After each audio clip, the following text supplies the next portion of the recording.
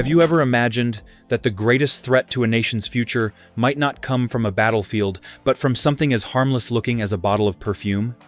In today's gripping story, we explore the extraordinary events surrounding President Ibrahim Traoré of Burkina Faso, who narrowly escaped an assassination attempt that didn't come from political enemies or armed rebels, but from his own family. This is not just a story of personal betrayal. It's a powerful reminder of how modern African leaders face hidden dangers, foreign interference, and even betrayal from those closest to them. What makes this story even more fascinating is how it unfolded like a real-life political thriller, a simple family reunion turned into a moment of life and death. A gift from Paris, beautifully wrapped, carried a danger no one could have predicted. And through sharp instincts and fearless courage, President Traoré not only survived but turned this terrifying event into a call for freedom and independence across the African continent. But this leads to a question we must all consider. How far will foreign powers go to keep control over nations that are fighting for true independence? And how should African countries respond when their sovereignty is threatened in such subtle but dangerous ways? Before we dive into the full story, I'd love to know, where are you watching this video from? Comment below and tell us which country you're representing. And if you're inspired by stories drawn from the life and leadership of the young President Ibrahim Traoré, make sure to hit that subscribe button and turn on the notification bell so you never miss powerful stories like this. Your support helps this channel grow and keeps these inspiring stories alive. Stay with us, because what happens next will absolutely surprise you. Sometimes, the fiercest battles aren't fought with weapons, but with hidden agendas, silent betrayals, and the courage to stand firm against overwhelming odds. The scorching sun bathed the capital city of Ouagadougou in a golden glow as the presidential aircraft touched down on the runway. Crowds had gathered since early morning, their faces beaming with pride and anticipation. President Ibrahim Traoré had just returned from a significant diplomatic mission to Russia journey that promised not only new economic partnerships, but also a bold vision for Burkina Faso's independence from foreign influence. The people had pinned their hopes on this young, charismatic leader, believing he could lead the nation out of decades of economic hardship and political instability. As Ibrahim stepped off the plane, he was greeted by a sea of waving flags and chants of his name.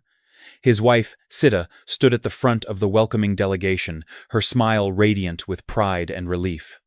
For years, she had stood by his side through the turbulent rise to power, witnessing firsthand the sacrifices he had made for the country. Their reunion was heartfelt, but brief. The business of leadership waited, and Ibrahim's mind was already racing with plans for the next phase of his Vijona self-reliant Burkina Faso, free from the shadow of foreign intervention. Yet, amidst the warm welcome and national pride, an undercurrent of unease stirred within him. Just beyond Sita stood her younger sister, Isatu, a figure from his past he barely knew. She had recently returned from France, her life abroad, a mystery to most of the family. Despite the celebratory mood, something about her distant gaze unsettled Ibrahim. It wasn't hostility. It was the absence of warmth, a coldness in her eyes that didn't quite fit the joyful atmosphere of the day. As the formalities of the welcome ceremony drew to a close, Isatu approached Ibrahim with a graceful, practiced smile. In her hands was a small, elegantly wrapped box. "For you, Ibrahim, a special gift from Paris," she said in a soft, almost sweet voice. The box was light, its wrapping pristine. Ibrahim took it politely, his public persona masking the flicker of doubt rising within him. Years of political experience had sharpened his instincts, and in that moment, something didn't feel right. Perfume, a simple, thoughtful gift on the surface, was also a convenient way to conceal something more sinister. While smiling for the cameras and acknowledging the cheers of the people, Ibrahim's mind worked through possibilities. He had witnessed firsthand how subtle acts often carried the weight of hidden agendas, especially when dealing with foreign influences seeking to undermine his leadership. He placed the box carefully aside, promising himself he would examine it later. The day's events continued, but the presence of that small gift lingered in his thoughts, like a shadow trailing his every step. Later that evening, Long after the crowds had dispersed and the city settled into its nighttime calm, Ibrahim sat alone in his study. The perfume box rested on his desk, untouched but looming large in his mind. The golden hues of the setting sun cast long shadows across the room as he studied the elegant packaging. His instincts told him that this was not just a harmless family gift, it was a message, perhaps even a warning. He recalled countless times when leaders like himself had been toppled not by grand military coups or violent uprisings, but by the quiet, calculated moves of those who operated behind the scenes. Foreign powers had a long history of destabilizing African nations through subtle means, using economic pressure, political manipulation, and, in extreme cases, direct elimination of leadership through covert methods. Could this be one of those moments? Was this small bottle of perfume part of a larger scheme to end his presidency and return Burkina Faso to the grip of foreign control? These questions circled relentlessly in his mind. But Ibrahim was no ordinary leader. He had built his career and his presidency in the foundation of resilience and vigilance. He knew that survival in the harsh political climate of West Africa required more than courage. It required the wisdom to see beyond the surface of every situation. And so, as the night deepened and the soft hum of the city faded into the distance, President Ibrahim Traoré made a decision that would ultimately uncover one of the most dangerous plots against his life. The air inside the presidential study felt unusually heavy as Ibrahim Traoré sat motionless, his eyes fixed on the small, elegantly wrapped box resting on the polished wooden desk. Outside, the evening winds whispered through the corridors of the presidential palace. But inside, an unsettling silence settled. The gift sat there, unassuming yet ominous, a symbol of everything Ibrahim had learned to distrust throughout his political life. With deliberate calm, he reached for the box, his fingers brushing against the smooth wrapping paper. It was meticulously sealed, the folds perfectly aligned, the ribbon tied with almost surgical precision. Whoever prepared this gift had paid attention to every detail, and that more than anything unsettled him. He slowly removed the ribbon, unfolded the wrapping, and revealed a delicate glass bottle sleek, luxurious, unmistakably French. The label read Essence de Liberté, ironically translating to Essence of Freedom. Ibrahim studied the bottle under the lamplight. Its golden liquid caught the glow, refracting it into soft, dancing patterns across the desk. It smelled faintly sweet. Even before he uncapped it, too sweet, almost sickening. His instincts screamed that something wasn't right. He considered the events of the day Isatu's sudden return from France, the strangely detached way she had presented the gift, and her almost too perfect smile. Nothing about this felt normal. But Ibrahim was no stranger to subtle traps. He had studied the patterns of modern imperialism, how power was no longer exerted solely through armies but through economics, diplomacy, and the quiet elimination of those who stood in the way. Sometimes, those forces didn't need to topple governments with force. A single moment of carelessness, a single misstep, could bring down everything. He recalled stories of African leaders throughout history who had fallen to similarly subtle plots. Some had their health mysteriously fail, others had accidents that never quite made sense. And a few, those most vocal about independent sesempli, disappeared from public life under unexplained circumstances. The battle for Africa's future was being fought not just in open forums or on the streets, but behind closed doors, with carefully placed words and sometimes carefully delivered gifts. Ibrahim decided not to waste time. He ordered a secure vehicle and quietly left the palace, accompanied only by his most trusted security aide. Their destination was a private laboratory run by one of the country's most discreet and loyal scientists, a man who had previously helped Ibrahim uncover corruption rings through forensic investigations.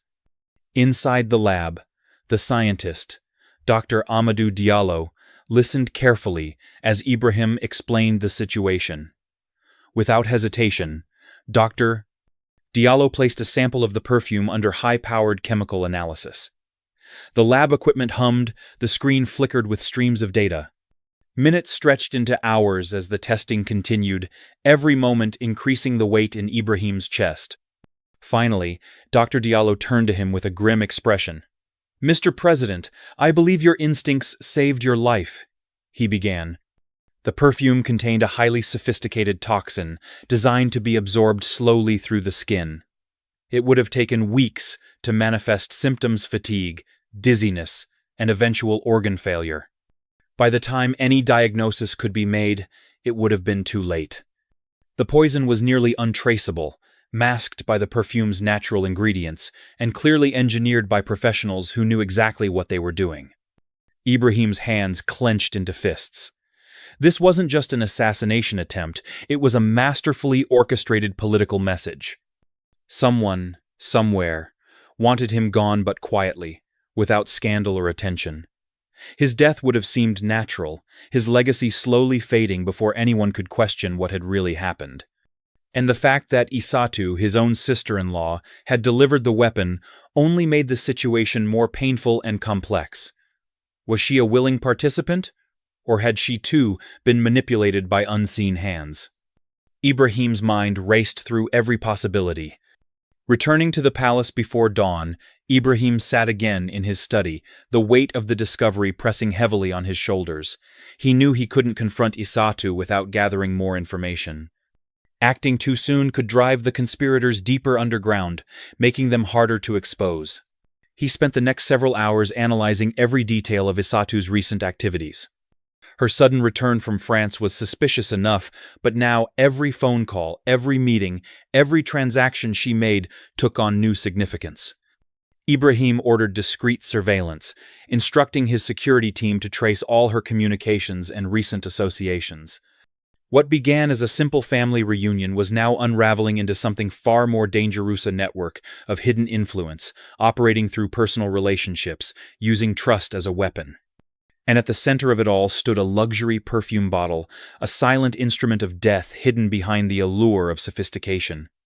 But if there was one thing Ibrahim Traoré had learned in his years of leadership, it was this: those who manipulate from the shadows always make one mistake. And when they did, he would be ready. In the following days, President Ibrahim Traoré operated with the calm precision of a seasoned strategist. While publicly maintaining his usual schedule, attending official ceremonies and meeting with foreign dignitaries behind the scenes, a silent investigation was already underway.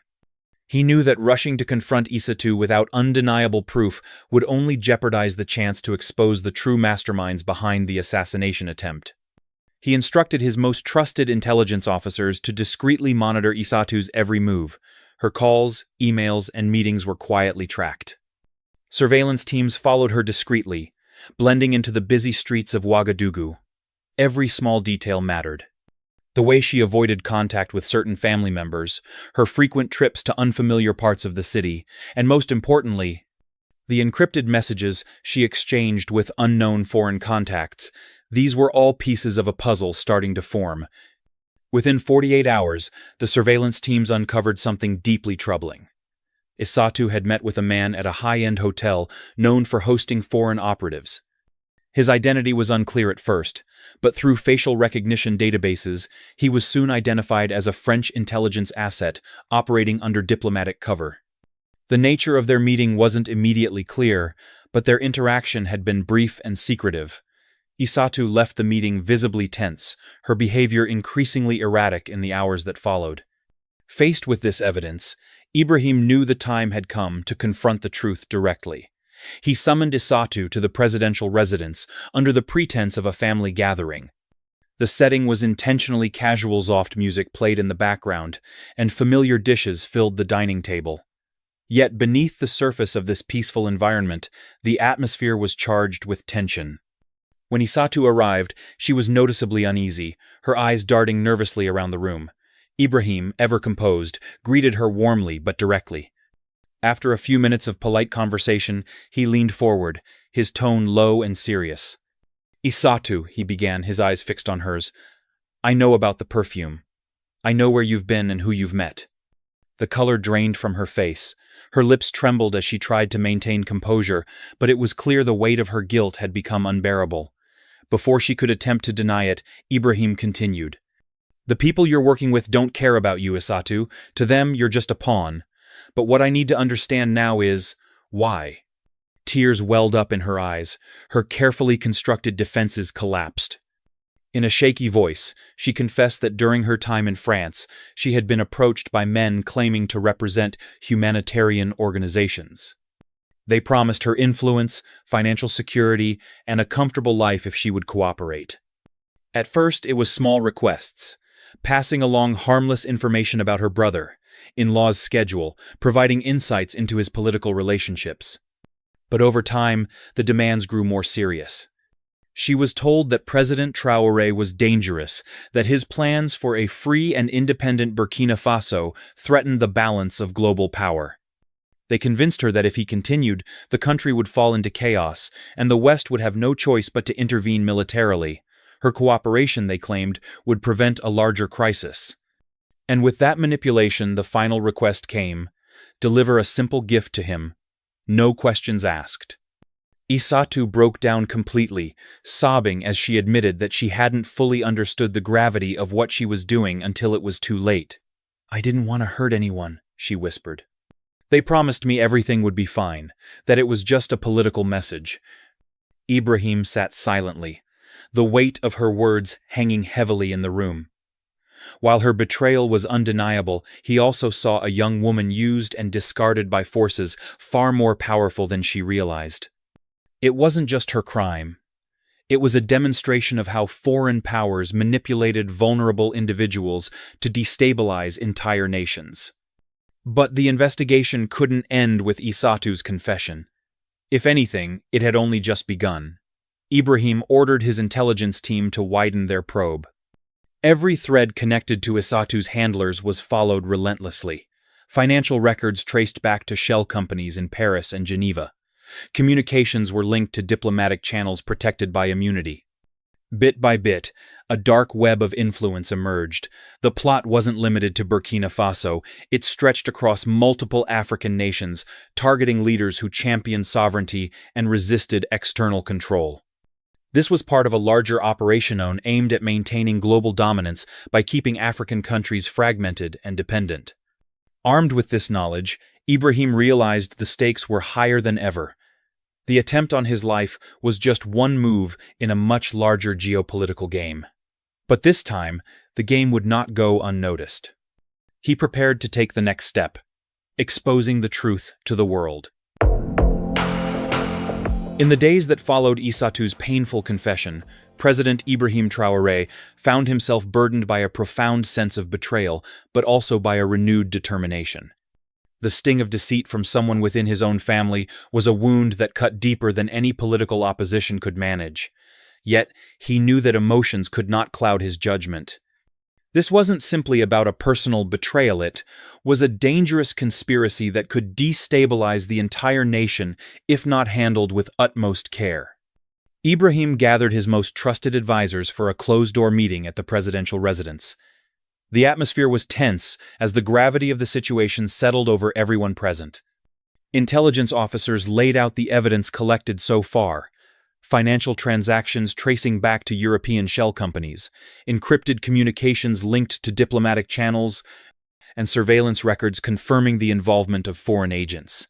What emerged was a disturbing picture of a highly organized effort to undermine not only Ibrahim's leadership, but also the very sovereignty of Burkina Faso. It became increasingly clear that the attempt on his life was part of a much larger operation. The objective wasn't just to remove a single leader, but to dismantle a growing movement across Africa that sought to liberate the continent from the lingering control of former colonial powers. Leaders who dared speak of self-sufficiency and true independence had become targets. And now, it was obvious that Burkina Faso had become ground zero for this silent war. During the meeting, Ibrahim made a critical decision. He ordered his intelligence team to escalate their investigation beyond Burkina Faso's borders. Covert operatives were dispatched to key European cities. Paris, Geneva, and Brussels to trace the money trails and uncover the hidden players financing this plot. Back home, every foreign diplomatic presence was quietly scrutinized. Surveillance intensified on embassies and foreign NGOs, particularly those with a history of political involvement in African affairs. Meanwhile, Ibrahim also focused on managing the public narrative. He knew that exposing such a dangerous plot required careful preparation. If the information was revealed too hastily, it could cause panic, damage diplomatic relations irreparably, and possibly incite foreign intervention under the pretense of maintaining peace. But waiting too long would only give his enemies more time to cover their tracks. Balancing these factors, Ibrahim began a subtle campaign of transparency. He met openly with community leaders, religious figures, and grassroots activists, sharing carefully chosen parts of the truth to strengthen public trust and prepare them for the larger revelations to come. His message was clear. Burkina Faso would not bow to external pressures, and his administration was committed to defending the country's sovereignty at any cost. Behind the scenes, the investigation uncovered more disturbing details. Intelligence agents confirmed that similar plots had been orchestrated in neighboring countries like Mali and Guinea, targeting reformist leaders who had started to resist foreign influence. In each case, the methods were eerily similar: financial enticements, subtle political destabilization, and in extreme cases, attempts at assassination disguised as accidents or health complications. The deeper the investigation went, the clearer it became that this was not the work of a single nation or agency. It was a coordinated effort involving powerful interests determined to keep Africa divided and dependent. Ibrahim understood the gravity of the situation. If left unchecked, this conspiracy could undo years of progress and plunge the region back into chaos. But he refused to let fear dictate his actions. Instead, he intensified his efforts to forge stronger alliances with other African nations. Private meetings were arranged with reform-minded leaders across the continent. Together, they discussed forming a united front against these hidden external threats, exchanging intelligence and crafting joint strategies to protect their nation's sovereignty. By the end of that week, the presidential residence became a hive of quiet but determined activity. New security protocols were implemented. Communication channels were hardened against potential cyber attacks. And a dedicated task force was formed to investigate any remaining weak points in the nation's defense: economic, political, and social. One evening, after a long day of meetings and strategic planning, Ibrahim stood alone on the balcony of his study, overlooking the glowing city lights of Ouagadougou.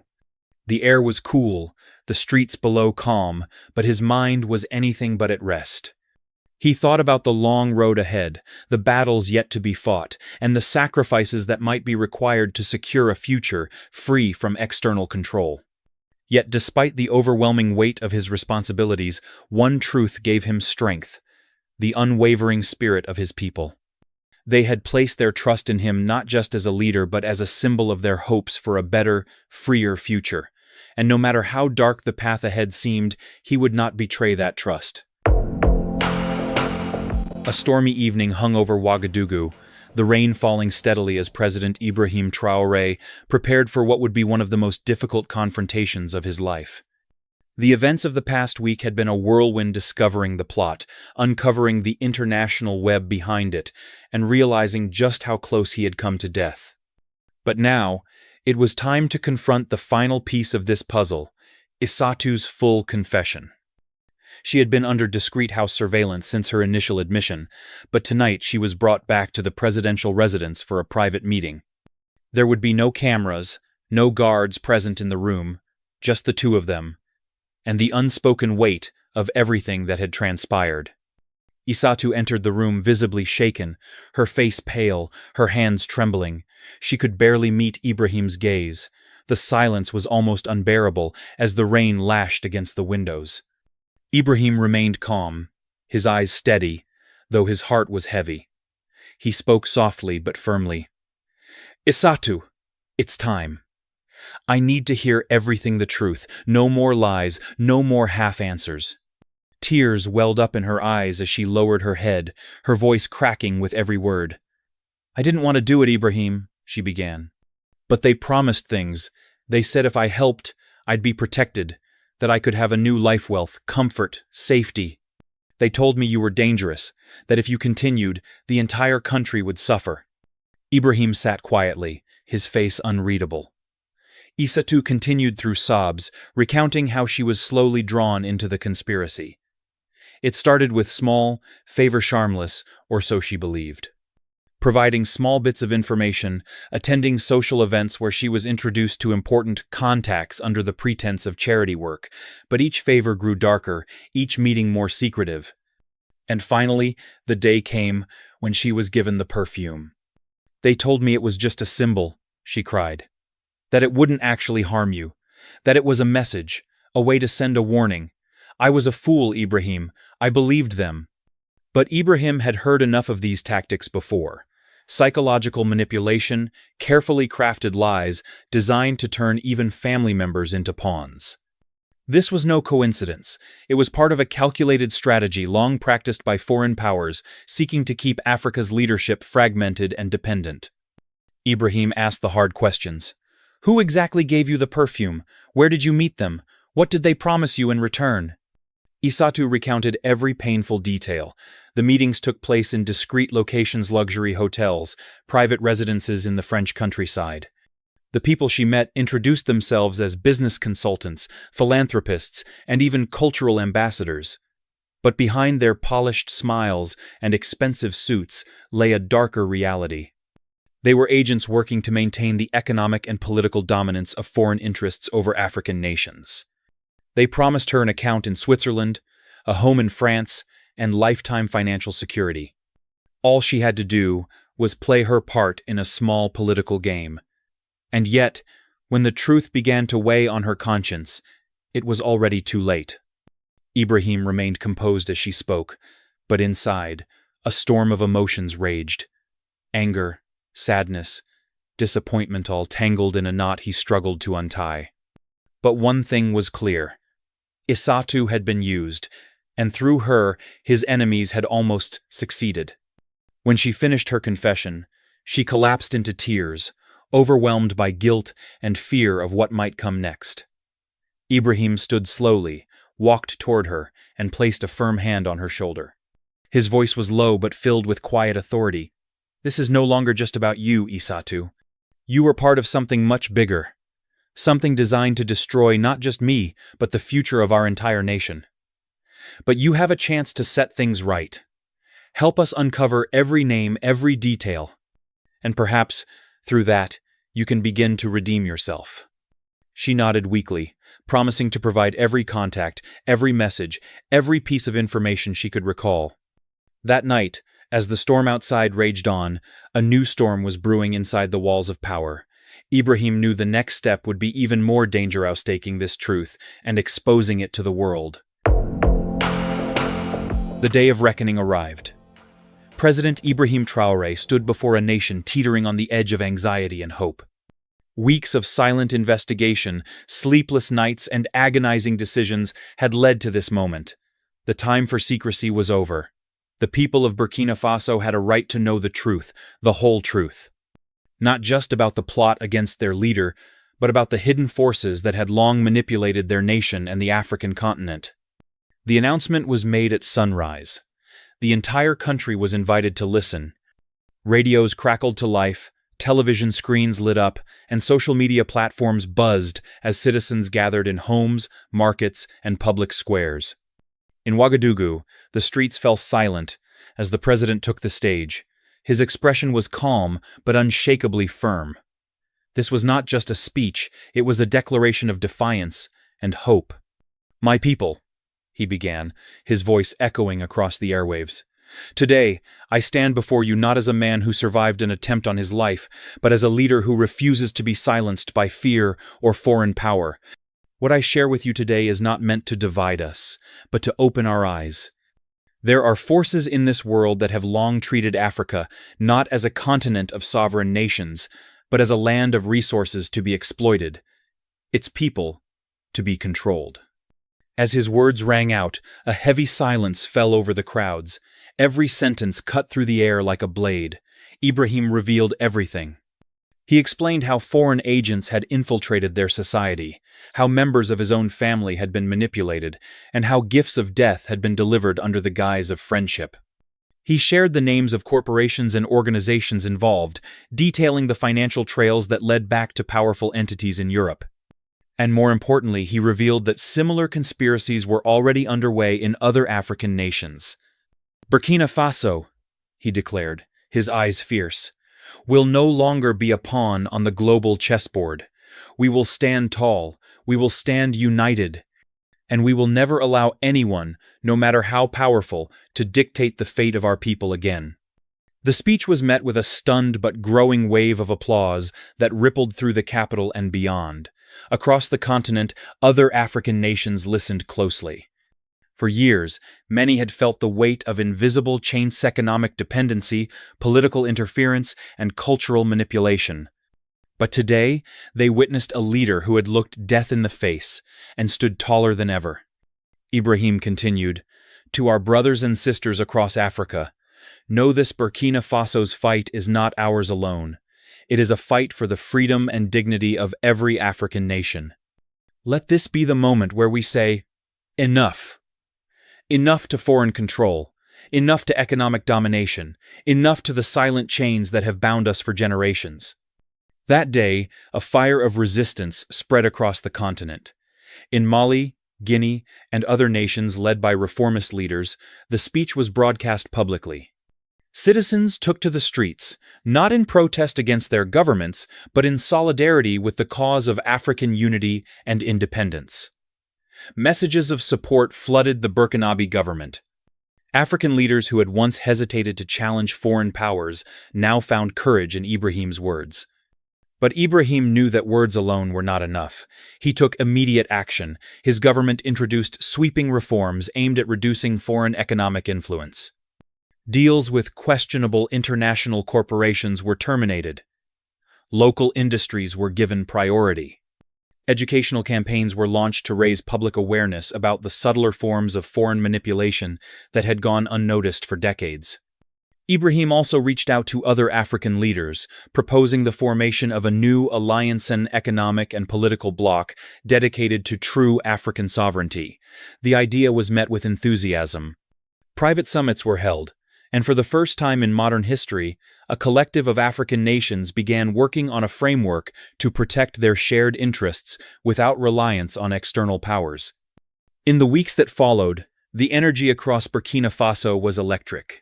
Markets once dominated by foreign companies saw the rise of local businesses. Community projects sprang up across the country, focusing on self-sustainability. People felt a renewed sense of purpose, knowing they were no longer passive spectators, but active participants in shaping their nation's destiny. And through it all, President Ibrahim Traoré remained the steady force at the center of this revolution. The assassination attempt had failed to silence him. Instead, it ignited a movement that promised to reshape the future of not just Burkina Faso, but all of Africa. As the days turned into weeks following President Ibrahim Traoré's historic speech, the streets of Burkina Faso buzzed with newfound energy. People spoke with hope in their voices and purpose in their steps. Markets once overshadowed by foreign monopolies were now alive with local entrepreneurs showcasing their goods. Schools introduced new lessons on national pride and African history, empowering a generation that had long been disconnected from its true heritage.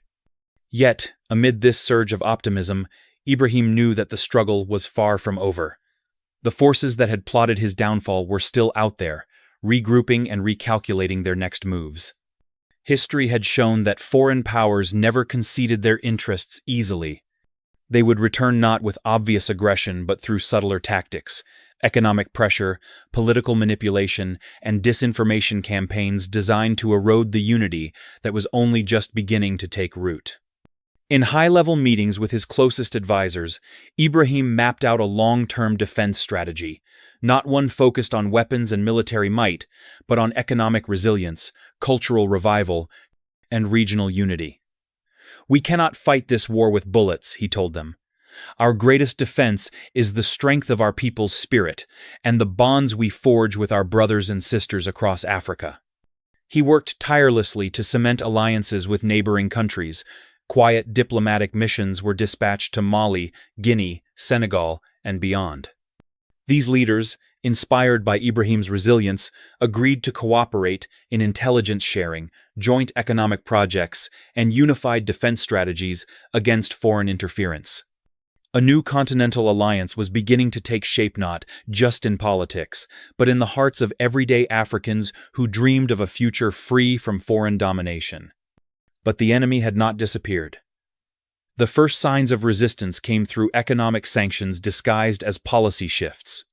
International banks quietly raised interest rates on African loans, while foreign investors pulled out of critical infrastructure projects, hoping to destabilize Burkina Faso's economy. Media outlets abroad ran subtle but persistent negative narratives, painting Ibrahim as a dangerous populist, a leader driving his country into isolation. Ibrahim responded not with anger, but with unwavering determination. He encouraged citizens to double down on local production, to create businesses that could survive without foreign capital. He promoted programs supporting local agriculture, renewable energy initiatives, and small-scale manufacturing. Each project, no matter how small, became a symbol of resistance against dependency. He addressed the nation again under the warm glow of a setting sun, his silhouette framed against the horizon. "They believe they can weaken us with economic threats," he said, his voice calm yet unyielding. "But what they fail to understand is that our freedom is not for sale. Every hardship we endure today is a step closer to a future where we are the masters of our own destiny." Across the continent, similar movements began to emerge. African youth, empowered by Ibrahim's message, took to social media to spread calls for unity and economic independence. Hashtags calling for a new African Renaissance trended globally. Songs, poems, and art celebrating African pride flooded public spaces, reviving a cultural identity that had long been suppressed. Through it all, Ibrahim remained steadfast. He knew that his greatest challenge was not simply to survive another assassination attempt or economic assault, but to instill a permanent shift in the mindset of his people. True freedom, he believed, could only be achieved when the chains of mental dependency were broken. He spent long nights reviewing plans to build educational institutions focused on African history, philosophy, and leadership. He pushed for greater investment in youth programs, knowing that the fight for the continent's future would be won or lost in the minds of its next generation. Though the road ahead remained long and uncertain, Ibrahim Traoré had made one unshakable promise to himself, to his people, and to the generations yet unborn. Burkina Faso, and Africa as a whole, would never again bow to foreign powers.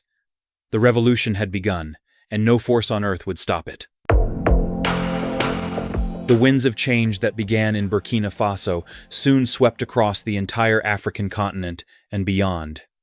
What had started as a desperate act of survival by President Ibrahim Traoré transformed into a continent-wide movement, inspiring oppressed people far beyond Africa's borders.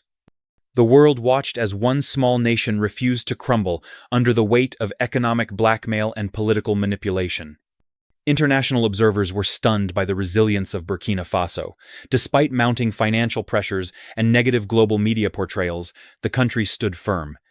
Ibrahim's bold declaration had exposed not only the hidden political agendas at play, but also the fragility of a global system built on the exploitation of weaker nations. Western powers, caught off guard by the unity rising among African nations, scrambled to regain control. New diplomatic overtures were made, promises of economic aid and partnership offered in exchange for returning to the old ways of dependency. But Africa had tasted the first breath of real freedom, and no promise of wealth or stability could tempt its leaders back into submission. In country after country, citizens took to the streets in peaceful demonstrations, not against their governments, but against the decades of foreign control that had shaped their economic and political realities. Flags waved proudly, not just national banners, but the Pan-African flag, a symbol of unity and shared destiny. Cultural renaissances blossomed across the continent. Music, film, literature, and art, celebrating African heritage, gained global recognition. African entrepreneurs, no longer waiting for foreign investment, collaborated to build businesses that served their communities and reinforced local economies. The new African alliance that Ibrahim Traoré had envisioned began to take tangible form. Named the African Sovereignty Coalition, it united reform-minded leaders committed to economic independence, cultural revival, and mutual defense. They established joint economic funds, created trade agreements that favored African businesses, and initiated education exchanges to strengthen the continent's intellectual capital. Ibrahim's leadership became the symbol of a new era. His refusal to bow before foreign powers, even when faced with death, inspired not just Africa, but oppressed peoples across Latin America, Southeast Asia, and the Middle East. Leaders from these regions reached out, seeking counsel and exploring alliances, eager to replicate the model of resilience that Burkina Faso had shown the world. But the revolution wasn't without its sacrifices. Burkina Faso's economy experienced hardships. Essential supplies were scarce, inflation rose, and some projects faltered without foreign capital. Yet, through every struggle, the people endured. They understood that freedom came at a price, and no hardship could outweigh the cost of remaining enslaved by invisible chains. 1 year after the attempted assassination, President Ibrahim Traoré stood before his people again, this time not as a man under threat, but as a leader of a continent-wide movement. His voice echoed across a massive crowd gathered in Ouagadougou. "We have proven to the world that no nation, no matter how small, should ever surrender its dignity. Today, we stand not as isolated countries, but as one Africa, ready to write our own future." The crowd roared in unison. Across the continent, his words were broadcast live, and millions listened in silence before erupting into celebration. What began with a single act of courage had become a wave that no power on earth could contain. The African Renaissance was no longer a dream, it was reality. And it all started with one man who refused to be silenced. And so, the story of Ibrahim Traoré is more than just a tale of survival. It's a symbol of unwavering courage and the unstoppable rise of a people determined to reclaim their freedom. His fight was never about himself alone. It was about lighting a flame that would burn across nations, inspiring generations to believe that dignity, independence, and hope are worth any sacrifice. But now, it's your turn. What do you think about this extraordinary story? Do you believe the spirit of true freedom is rising again across the world? Share your thoughts in the comments below. We'd love to hear from you. And if you believe in powerful stories like this, stories that remind us of the strength within every one of us, don't forget to subscribe to the channel and hit that notification bell. That way, you'll never miss a story that could change the way you see the world. Together, let's keep the spirit of freedom alive. See you in the next video.